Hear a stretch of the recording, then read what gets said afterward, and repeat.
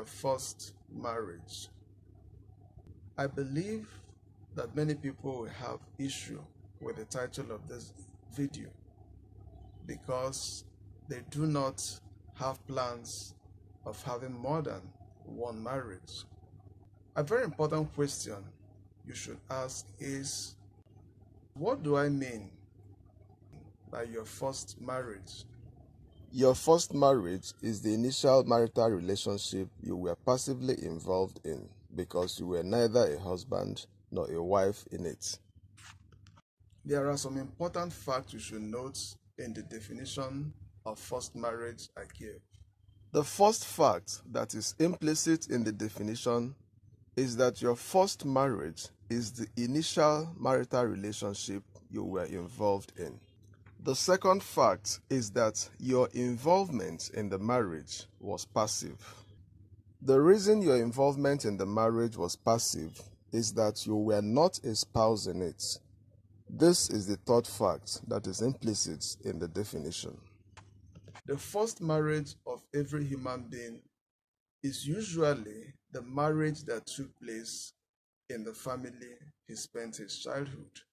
That is the family he was raised.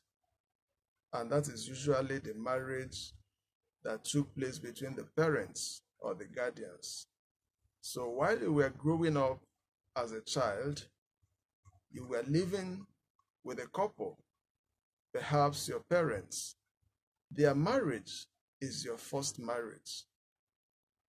The reason I said you should be aware of your first marriage is that it has the capacity to shape your notion of marriage. It has the capacity to influence your perception of marriage. And sometimes the influence it has on you could be negative.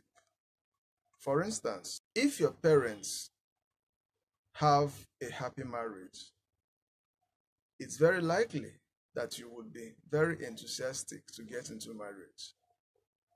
But on the other hand, if your parents had an unhappy marriage while you were growing up, it is not likely that you will be in a hurry to go into marriage because you will be afraid of having the experience your parents had in their marriage.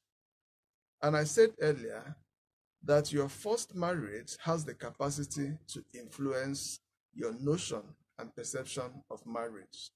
And this eventually conditions your attitude to marriage during your adult life.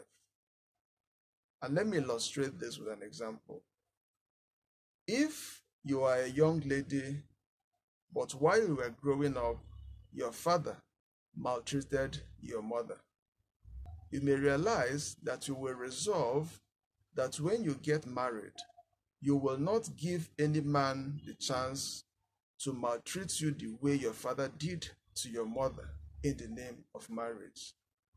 But what now happens is that if you are very fortunate to get married to a very responsible man who truly loves you, you may realize that you will still be having problems in the marriage because of the negative attitude you have towards marriage.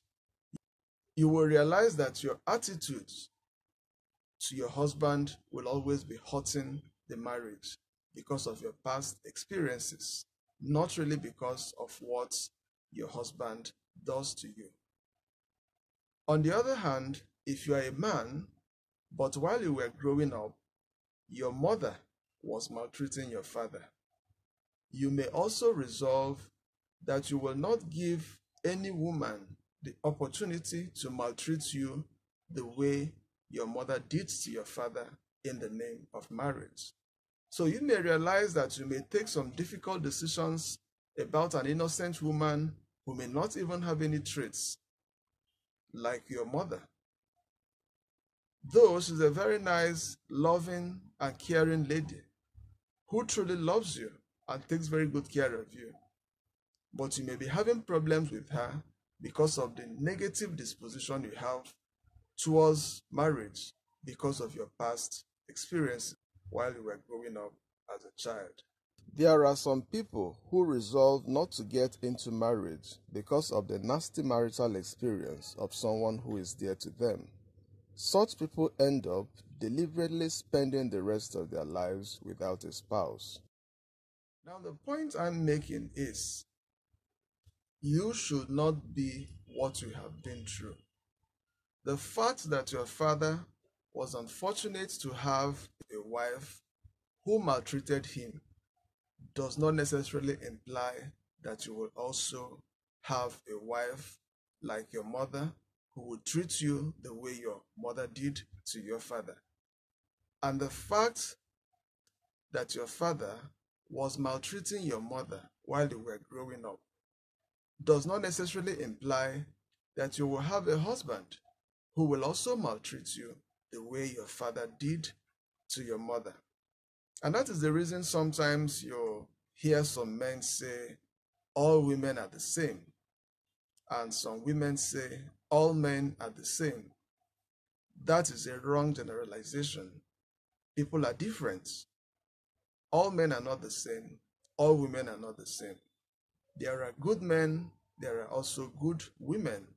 But when you have wrong notion of marriage under the influence of your past experiences, you will realize that your past will keep haunting your present. And that is the reason you should learn to keep the past where it belongs. One good thing about human nature is that we have the capacity to rationalize our experiences. When we do so, we should be able to identify the observations and experiences we have that will not be helpful to us and also discard them from our lives. In addition, when we do so, we should also be able to identify the observations and experiences we have that will be helpful to us and also retain them in order to improve our lives. The only business you have with the past are the lessons from your past experiences. Pick the lessons and leave other things behind. Do not allow your past to continue to haunt your present. Your first marriage has the capacity to shape your notion of marriage. It has the capacity to influence your perception of marriage. And sometimes the influence it has on you could be negative. Your passive marriage, or even your passive marriages, because it may not only be the marriage in the family you grew up that will influence your notion of marriage. It could also be the marriage of your uncle. It could also be the marriage of your auntie, or even your brother or your sister, or even a friend.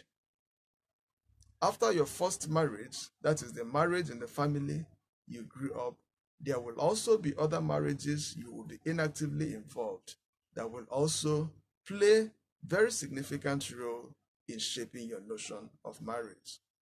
Sometimes we'll also see that the influence of your first marriage and other marriages you were passively involved goes beyond the marriage itself.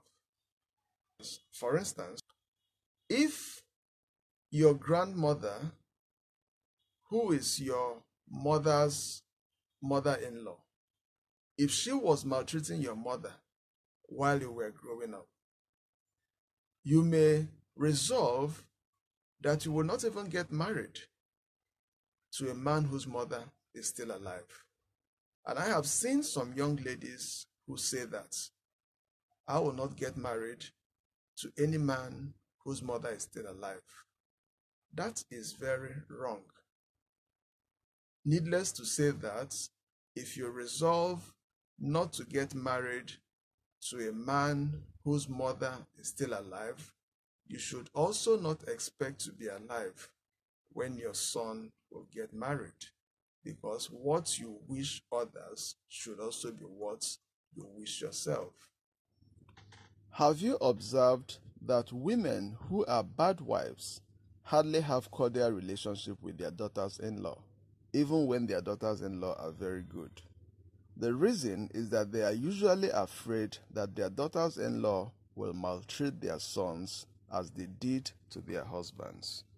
So I advise you, keep the past behind, pick the lessons, and move on with your life. Do not allow your past experiences to continue to haunt your present experiences. A wise man said, the past is experience, the present is experiment, but the future is expectation. And he further advised that we should use the experience to guide the experiments in order to achieve the expectations. Thank you very much for being a part of this program. I hope to meet you in the next video.